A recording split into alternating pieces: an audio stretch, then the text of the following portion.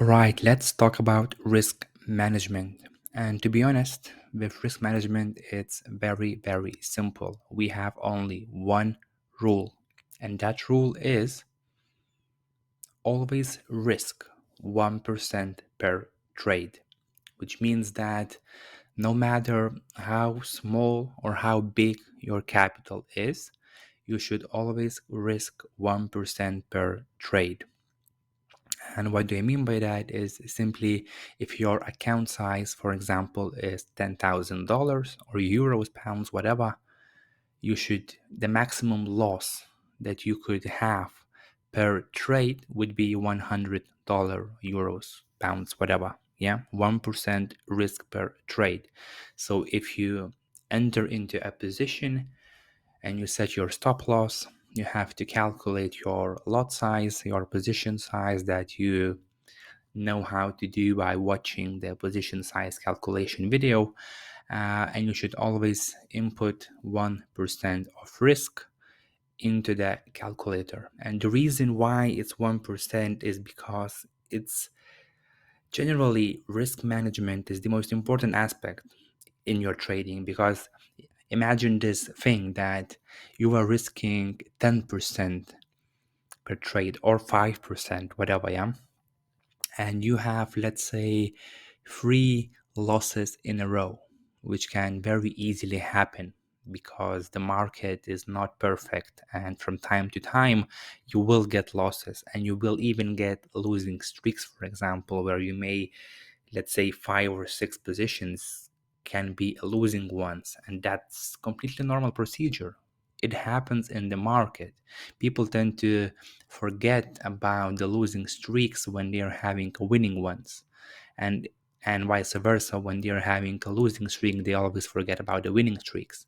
So that's psychology. But risk management, so if you, for example, are risking 10% per trade, and now you know that we're having a 3 to 1 risk to reward ratio, yeah? So you're risking 10% to make 30%, for example, yeah?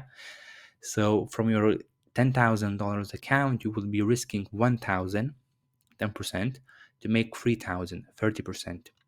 But what will happen if you lose 3 times in a row? You will be down 30% of your initial capital, which will be $3,000 or euros, pounds, whatever. So you will be left with 7,000 in your account only by having free trades, um, free losing trades. Now, if you are using 1% risk per trade, you can have 30 losses in a row to be at the same spot where you would be by risking 10% per trade, which means that if you have free losing uh, free losing positions in a row and you're risking 1% per trade, you are down 3%. You still have 97% of your capital in your account, which is extremely self-explanatory why you should risk 1% per trade.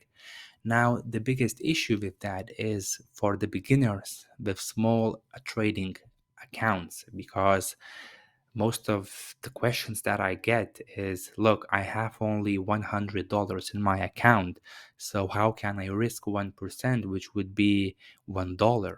Yeah. Well, if you have only $100 in your account, it's better to save some capital or to try to pass the funding challenges instead of putting that 100 in and simply a trade with that.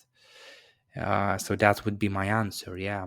So most people are tempted to go ahead and increase their risk because their capital is small to make significant profits. That should not be the case. Forget about it. You cannot do that. To survive in this market, you have to have a very strict management. And the most important rule is to risk 1% per trade.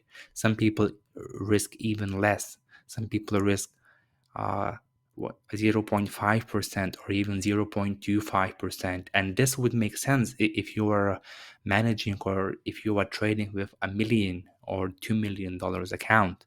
Then risking 0.5 or 0.25% will be perfectly reasonable, because the stop loss is still small, but in monetary terms it's a lot, so you are able to risk less. But the most important aspect is always stick to 1% rule, and you will never lose your whole account, because I believe even with a pure luck it's impossible to get 100 losses in a row. And remember, if you're having 3 losses in a row, but then you have the fourth trade is successful, you are back at break even. So you can afford to have 3 losses in a row, then get a one trade successful, and you are back at break even. Yeah. If you have 2 losses in a row and then you have one good trade, you are already in profit. So it's all about the numbers and the psychology to understand that losing streaks are okay, and winning streaks are also okay. So, but you know all of that by now. So the top rule is, just remember that always risk 1% per trade. I believe I gave you enough proof why you should do that. So now we can go ahead and move on to the next video.